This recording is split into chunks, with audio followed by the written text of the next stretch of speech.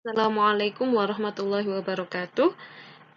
Kita akan melanjutkan perkuliahan steril. Untuk kali ini kita akan memasuki materi mengenai metode-metode sterilisasi.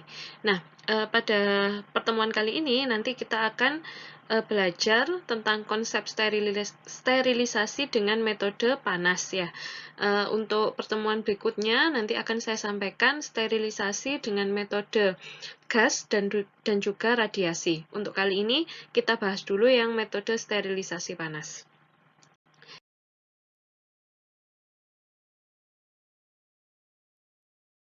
Nah, untuk outline perkuliahan pada kesempatan kali ini, yang pertama adalah pemaparan mengenai sejarah sterilisasi. Ini akan memberikan gambaran bagi kita ya tentang bagaimana perkembangan sterilisasi di dunia. Kemudian metode inaktivasi ya dengan menggunakan panas, maksudnya dengan menggunakan panas itu bakteri itu akan terinaktivasi atau akan mati. Kemudian metode pemanasan ya, metode sterilisasi panas itu dibagi dua, yaitu panas basah dan juga panas kering. Kemudian nanti kita lihat bagaimana mekanismenya. Kalau yang tadi kinetikanya, yang sekarang adalah mekanismenya. Kemudian yang terakhir spor resisten atau resistensi spora terhadap panas. Terakhir tentang conclusion. Oke, kita masuk dulu ke masalah sejarah ya, sejarah dari sterilisasi.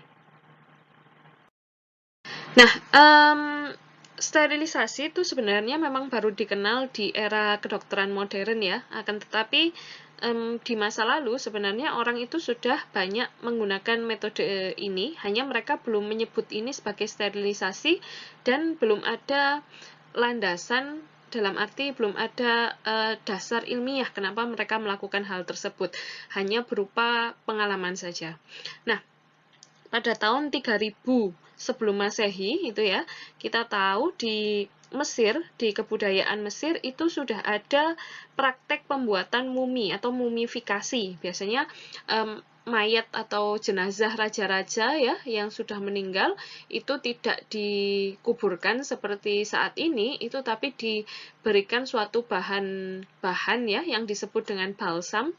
Bukan balsam yang kita tahu sekarang ya. Balsam yang di sini dimaksud adalah campuran berbagai macam herbal yang dilumurkan pada si jenazah tadi sehingga jenazah itu akan awet. Nah, pada saat itu orang belum tahu kenapa kok dengan memberikan herbal-herbal tersebut kok bisa membuat jenazah itu awet gitu ya. Tapi ternyata sekarang kita sudah mengetahui bahwa ternyata herbal-herbal itu mengandung bahan-bahan yang bersifat antibakterial. Selain itu juga mereka menggunakan garam ya yang berfungsi untuk mengontrol kelembaban ya.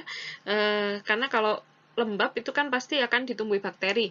Nah, dengan menggunakan garam ini akan terjadi pengontrolan kelembaban dan mayat tadi itu akan bisa diawetkan hingga bahkan sampai sekarang masih ada ya mumi Firaun itu disimpan di berbagai museum di Mesir sana.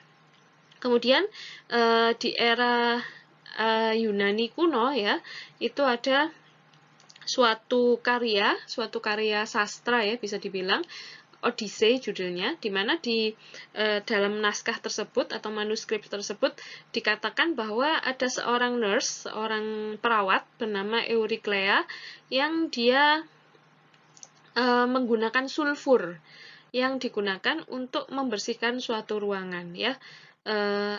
Yang sulfur itu apa? Belerang ya, dibakar kemudian uapnya itu disebarkan di seluruh ruangan sehingga ruangan itu menjadi bersih ya. Akan tetapi atau dipurify istilahnya. Kalau mereka pada saat itu juga belum tahu bahwa sulfur ini ternyata punya efek sebagai antibakteri. Nah, itulah kenapa sebenarnya praktek-praktek untuk menyingkirkan mikroba itu sudah dilakukan sejak zaman dahulu, tapi ya saat ini tapi pada waktu tersebut ya orang belum tahu apa yang sedang mereka lakukan.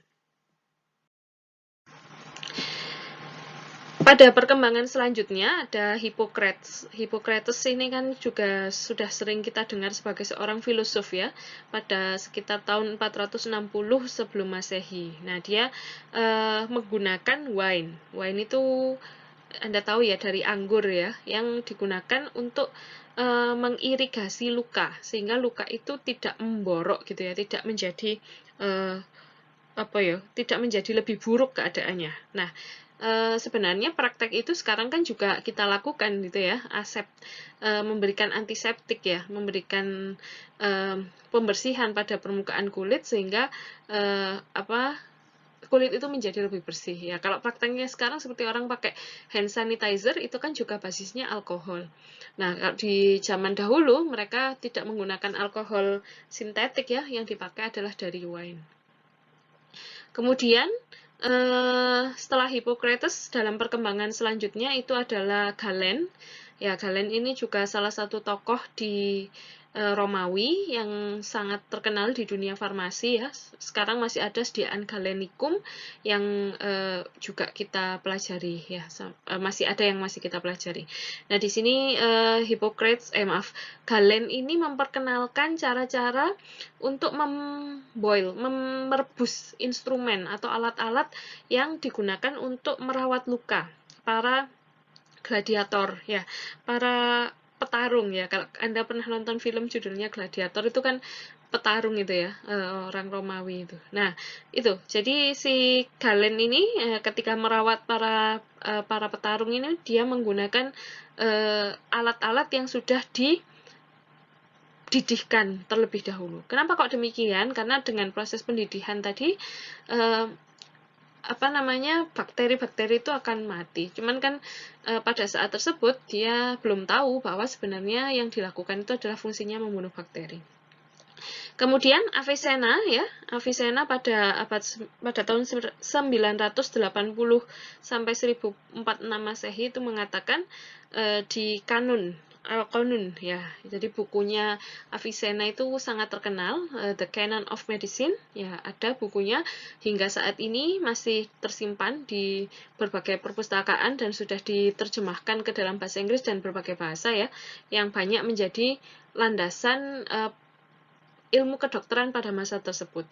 Nah, Avicenna itu memperkenalkan tentang cara pengolahan air ya, dengan metode distilasi maupun dengan boiling ya, dengan cara perebusan ya, dan juga distilasi. Jadi pada saat tersebut ternyata orang sudah mengenal mengenai distilasi. Ini saya kira kemarin untuk proses pengolahan air ya, masih sampai sekarang pun metode yang dipakai adalah distilasi ya. Masih ingat kemarin pada pertemuan yang awal-awal kita juga sempat belajar tentang proses atau air yang digunakan di industri farmasi itu ada standar-standarnya. Termasuk WFI, water for injection, itu adalah air yang sudah melewati double distillation ya. Ternyata ilmu ini sampai sekarang pun masih digunakan gitu ya. Padahal ini dikembangkannya adalah tahun 980 Masehi. Kemudian ada Sayyid Ismail Jurjani tahun 1042 Masehi, di mana beliau mengobservasi bahwa air yang filter atau difiltrasi atau yang disaring ya, atau direbus itu akan lebih awet, tidak mudah rusak dibandingkan yang tidak diproses terlebih dahulu. Ya, kenapa? Karena kalau sekarang kita tahu sudah ada penelitian ya, bahwa untuk air-air standar minum itu ada batas dari CFU atau colony forming unit yang diperbolehkan untuk bisa dikonsumsi ya, tidak boleh lebih dari sekian, itu ada standarnya di SNI ya. Cuman kalau zaman dahulu belum ada SNI, sehingga orang yang belum tahu ya, belum tahu kenapa sih kok harus direbus. Hanya beliau mengamati kalau direbus itu menjadi lebih awet daripada air yang langsung dari sumbernya. Ya, karena kalau air langsung dari sumbernya belum diproses, tentu masih banyak mengandung berbagai jenis mikroba ya, yang akan dapat menyebabkan air tersebut rusak. Selanjutnya, ya pada era yang sudah lebih modern sekitar tahun 1880 ya di Inggris ya. Pada saat itu adalah mulai masuk era revolusi industri ya di Inggris. Banyak sekali ilmuwan-ilmuwan yang berkembang, memajukan melaksanakan berbagai penelitian, melaksanakan berbagai macam eksperimen dan juga penemuan-penemuan baru yang berguna bagi dunia industri ya. Mulai di sana dikembangkan ada autoclave yang pertama kali ya. Bentuknya seperti yang Anda lihat di gambar ini, the first steam autoclave ini adalah autoclave uap yang pertama kali dibuat oleh seorang ilmuwan bernama Charles Chamberlain, di mana Charles Chamberlain ini ternyata adalah muridnya dari Louis Pasteur ya.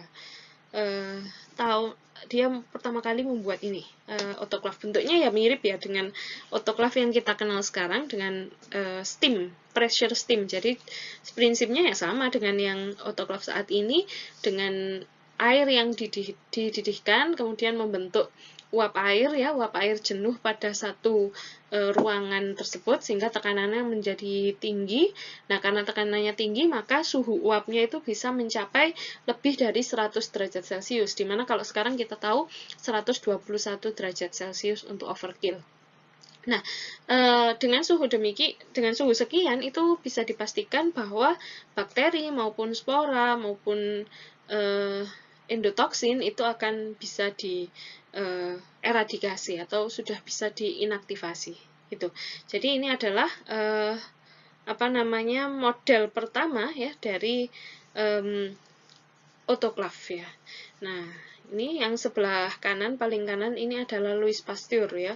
Louis Pasteur ini berarti gurunya Charles Chamberlain ya. Kalau Louis Pasteur kita juga sangat kenal dengan teknik yang namanya pasteurisasi. Nah, karena itu memang berarti mereka berdua ini banyak bekerja di bidang yang berkaitan dengan sanitasi dan juga sterilisasi.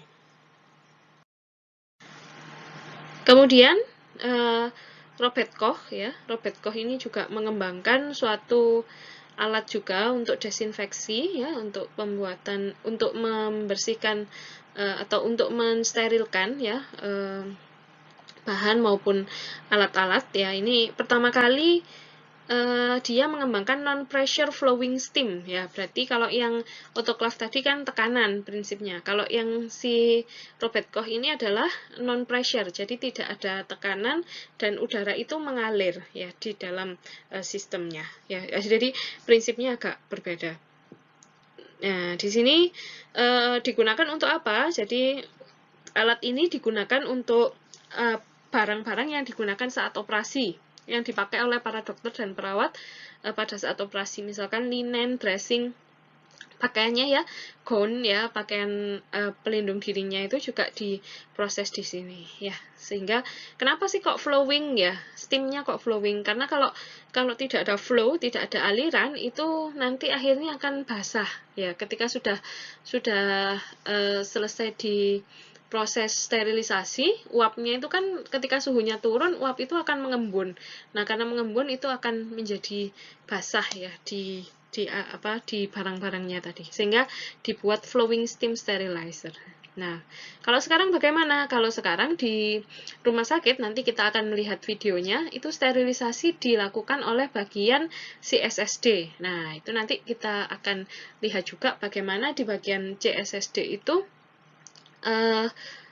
mereka menggunakan teknik autoclave, tapi ada sistem vakumnya, sehingga nanti produk akhirnya itu tidak mengalami basah tadi. Sudah ada sistem vakum untuk menyedot udaranya.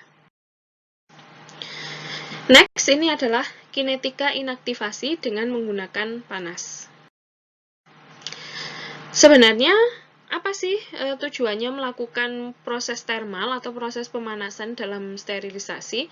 Tujuannya itu adalah menggunakan atau menghantarkan panas yang cukup untuk membunuh si mikroorganisme yang ada pada barang yang mau kita sterilkan tadi. Nah, jadi yang membunuh itu siapa di sini? Sebenarnya yang membunuh si bakteri itu adalah panasnya. Nah, bisa jadi panasnya itu dihantarkan melalui bantuan uap air atau juga dengan udara kering. Ya, karena itu di sterilisasi panas itu kita kenal ada dua metode, yaitu panas basah dan juga panas kering. Kalau panas basah berarti panas tadi dihantarkan oleh si uap air ya, oleh si uap air tadi kemudian mengenai mikroba dan akhirnya dia mati. Sedangkan kalau panas kering itu berarti dihantarkan oleh udara kering yang ada di dalam alat sterilisasi tersebut. Nah, kita akan lihat bagaimana kinetikanya ya. Kinetika itu perhitungan atau proses terjadinya kematiannya itu hingga akhirnya dia mencapai jumlah seminimal mungkin yang aman untuk digunakan oleh manusia. Nah, kita lihat di sebelah kiri ya, di sebelah kiri ini ada gambar umpamanya sebuah Erlenmeyer gitu ya. Di dalam Erlenmeyer ini awalnya ada 10 pangkat 2 atau 100 sel bakteri. Ada 100 sel bakteri. Kemudian setelah dia dipanaskan, 100 sel bakteri ini kemudian akan berkurang. Akan mengalami kematian. Ya, akan mengalami kematian. Dari 100 sel menjadi 10 sel. Kemudian dipanaskan lagi, akan tinggal 1 sel. Kemudian dipanaskan lagi sampai akhirnya mencapai 10 pangkat min 1. 10 pangkat min 1 itu maknanya apa? 10 pangkat min 1 itu kalau kita ubah desimal kan 0,1 ya. 0,1 itu kan 1 per 10 ya. 1 per 10. Jadi dalam 10 sediaan yang disterilkan itu hanya ada 1 yang kemungkinan yang masih terdapat 1 sel bakteri. Ya, itu adalah maknanya. Jadi 1 banding 10. Nah, ini kematian bakteri itu sebagaimana proses pertumbuhannya ya, terjadi secara logaritmik. Jadi matinya itu bukan 100 jadi 99 tidak, tapi matinya adalah dari 100 langsung 10, kemudian 1 dan 0,1 dan seterusnya. Seiring dengan semakin panjang waktu yang dikenakan untuk mensterilkan barang tersebut. Nah, coba kita lihat di tabel sebelah kanan. Pada menit pertama itu bakterinya ada 1 juta. Ya, ada 1 juta. Kemudian dalam 1 menit ya, setelah ini awal ya, awal sebelum dipanaskan. Kemudian setelah dipanaskan 1 menit itu tinggal yang mati adalah 900.000. Ya, yang mati adalah 900.000, yang tersisa adalah 100.000. Sehingga ini survivornya yang bertahan itu adalah secara logaritmik 100.000 itu kan 10 pangkat 5. 10 pangkat 5. Jadi ini logaritmnya 5. Kemudian 2, ini 100.000. 100.000, kemudian ini turun, yang mati 90.000, yang tersisa 10.000, kemudian yang logaritmiknya adalah 4, dan seterusnya. Jadi semakin bertambah menitnya, yang survivornya juga akan semakin sedikit. Hingga sampai terakhir, ini adalah yang diharapkan, yang disebut dengan sterility assurance level. Sterility assurance level itu maknanya adalah batas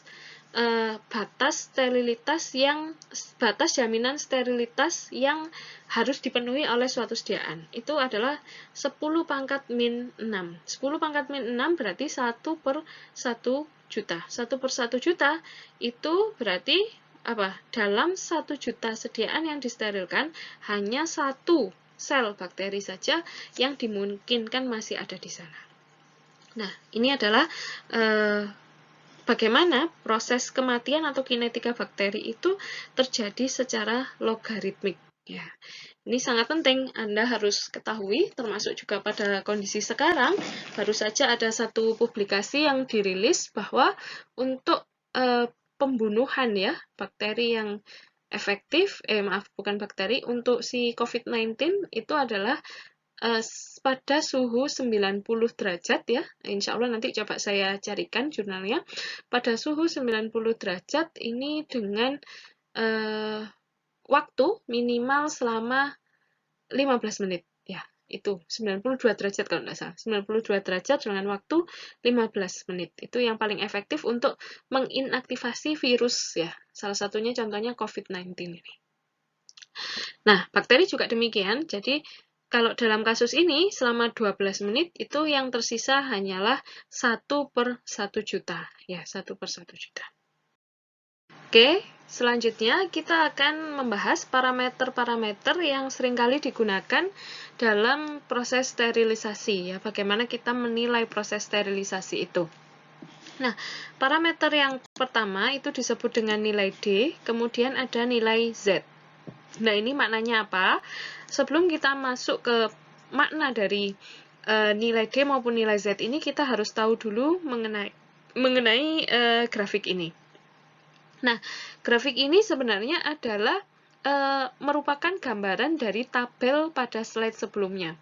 Di tabel slide sebelumnya, kita tahu yang kolom paling kiri itu adalah waktu, sedangkan di kolom paling kanan itu adalah log dari mikroba yang masih bertahan hidup atau survive ya, mikroba yang masih survive. Sehingga kalau kita buat plot di mana sumbu X itu adalah waktu pemanasan, kemudian sumbu Y itu adalah log bakteri atau mikroba yang masih bertahan hidup, maka kita akan bisa membuat kurva ini. Jadi X-nya ini adalah waktu, Y-nya ini adalah yang masih bertahan hidup tadi. 5, 4, 3, 2, 1, dan seterusnya. Kemudian yang ini adalah pemanasan. Nah, dari sini kita tahu bahwa semakin lama pemanasan, maka yang bertahan hidup itu juga semakin sedikit. Ya, waktunya semakin panjang, maka yang bertahan hidup akan semakin sedikit. Ya, ini yang pertama harus kita pahami.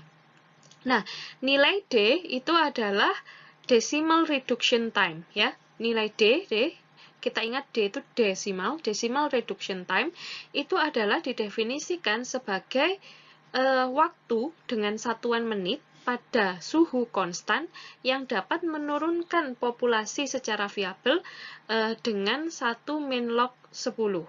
Ya, maknanya 1 min log 10 apa? Berarti yang tersisa itu adalah 10% dari angka mikroba yang awal, atau yang mati adalah sebesar 90%. Nah, contohnya apa? Misalkan di sini. Di sini dari 2 ke 1. Jadi, misalkan ini saya isi angka 2, di sini 1. 2 itu kan berarti 10 pangkat 2, berarti 100. Kemudian yang di sini 10 pangkat 1, berarti 10. Dari 100 ke 10, itu kan yang mati berarti 90%. Nah, untuk menghasilkan kematian sebesar 90% itu butuh waktu berapa? Itulah maknanya d-value. Ya, misalkan ini dari 3 ke 4. Nah, berarti dari 3 ke 4 kan 1 menit. Maknanya berarti dari dari 100 ke 10 tadi butuh waktu sebesar 1 menit. Nah, ini adalah nilai D-nya berarti 1 menit. Kemudian, nilai D ini bisa diplotkan lagi untuk mendapatkan nilai Z, di mana sumbu X di sini itu kita ganti yang tadinya menggunakan waktu, di sini diganti dengan temperature atau suhu. Artinya suhunya ini semakin naik. Misalkan ini 100 derajat, 110, 120, 130, dan seterusnya. Kemudian ini sumbu Y-nya kita isi dengan log D value. Kan tadi ini kita sudah dapat D value, itu satuannya menit, kemudian ini kita logkan sehingga dapat nilai log D value. Ya, ini waktu, berarti menggambarkan waktu. Nah, di Z value itu yang ini temperatur. Nah, kita lihat di sini. Semakin lama ya, semakin tinggi pemanasannya, maka nilai log D-nya itu makin kecil. Ya, coba bandingkan. Ini misalkan ini 5 menit, ini 3 menit. Nah, ini 5 menit thread ke sini. Itu di sini. Misalkan ini saya kasih angka 2 gitu ya. Kemudian kalau di sini ini 3 menit misalkan. Thread ini kita tarik ke sini, thread. Oh, ini saya kasih angka 4 karena lebih tinggi. Nah, berarti apa? Semakin panas suhunya, ya, semakin tinggi pemanasan yang dilakukan, maka waktu yang dibutuhkan untuk membunuh bakteri itu semakin sedikit, ya. Yang mulanya itu ini tadi saya isi 5 ya. Yang mulanya itu butuh waktu 2 menit, yang mulanya itu butuh waktu 4 menit ketika suhunya 105 misalkan, kemudian ketika suhunya dinaikkan menjadi 110, maka nilai ininya ya, nilai waktunya itu akan semakin menurun. Ya, intinya yang di sini poinnya adalah makin panas itu makin cepat bakterinya akan mati gitu. Ini maknanya d-value. Nah, maknanya dari d-value ini. Kemudian dari sini kita tarik z-value. Nah, z-value itu nilai z itu adalah berapa suhu ya yang dibutuhkan untuk penurunan d-value sebanyak 10 kali lipat. Penurunan d-value sebanyak 10 kali lipat. Ya. Jadi ini tadi misalkan dari berapa? Dari 4 ke 1, 4 ke 3, 4 ke 3 ya. Kan kalau 4 ini dari 4 ke 3 misalkan. Kemudian di sini ini turunnya berapa? Ya, suhunya ini butuh peningkatan suhu berapa? Ya. Sehingga ini bisa kita tentukan nilai Z-nya berapa. Dari sana, dari nilai Z ini, kemudian ini bisa kita terapkan dalam sebuah rumus yang disebut dengan F0. Nilai rumus F0 sama dengan AT sigma 10 pangkat T-121 per Z. Di mana A itu adalah time interval, ya, rentang waktu di antara masing-masing pengukuran temperatur. Kemudian T itu adalah produk temperaturnya, ya. Perkalian T itu adalah waktu ya, maaf, T itu adalah temperatur ya. Kalau T yang kecil ini time, kalau T yang besar ini adalah temperatur. Dan Z itu adalah 10 derajat Celcius. Nah, ini saya kira agak ruwet kalau tidak ada contoh kasusnya. Jadi, rumus ini akan coba kita terapkan pada suatu kasus sehingga Anda bisa lebih paham bagaimana parameter-parameter ini akan memudahkan kita dalam mengatur proses sterilisasi. Mungkin yang perlu kita ingat dulu di sini adalah Z itu adalah 10 derajat, kemudian ada yang nilai F itu adalah menyatakan seberapa besar ya treatment panas itu pada berbagai temperatur yang ekivalen terhadap jumlah menit tertentu pada suhu 121 derajat Celcius, di mana F0 adalah nilai F ketika Z sama dengan 10 derajat. Ya, ini mungkin agak ruwet, kita langsung saja masuk ke contoh soalnya pada slide berikutnya. Oke, ini adalah contoh yang pertama. Sebuah industri akan melakukan sterilisasi bahan pada 111 derajat Celcius selama 15 menit. Nah, kita diminta menghitung nilai thermal lethality atau F0 ya pada rumus yang sebelumnya tadi. Proses sterilisasi tersebut dengan nilai Z sama dengan 10 derajat Celcius ya. Oke, kita lihat rumusnya. F0 sama dengan AT. AT itu yang time interval. T kecil ini adalah waktu ya. Sigma 10 dikali ya. Ini karena tidak ada tulisan apapun, ini berarti maknanya dikali 10 pangkat T-121 per Z. Kenapa kok 121? Karena standar untuk overkill itu berarti memastikan bahwa semua bakteri itu sudah terbunuh, itu pada 121 derajat Celcius. Nah, T itu adalah suhu yang kita kerjakan sebenarnya. Apakah kita lakukan di 121 atau kita lakukan di suhu yang lain. Kemudian Z ini adalah nilai Z value-nya tadi ya. Nilai Z value yaitu yang dibutuhkan untuk menurunkan nilai D sebesar 10 kali lipat tadi ya. Itu di sini Z value-nya adalah sebesar 10 derajat Celcius. Nah, sekarang kita lakukan penghitungan ya, di mana F0 yang dicari di sini adalah F0, maka F0 sama dengan ya 15 menit. 15 menit ini dari angka di sini ya. 15 menit kali 10 pangkat 111 di mana sterilisasi itu dilakukan dikurangi 121 standarnya dibagi 10 nilai Z.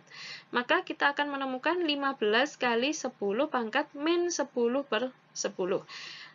F0 sama dengan 15 kali 10 pangkat min 0,1 ya. 10 ini kan min 10 per 10 itu kan 0,1 ya, maaf ya.